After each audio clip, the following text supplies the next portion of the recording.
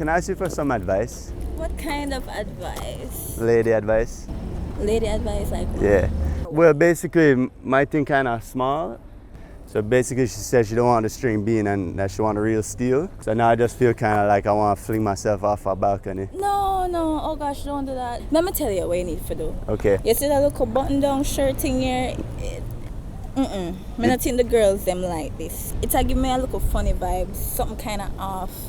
I feel like if you button up the shirt a bit, you know, it would have looked more swaggier. Let me tell you something. You don't have to have a big dick to have big dick energy, okay? Big dick energy is a vibe that you walk with. So, like, walk with your chest up high, you know? Yeah.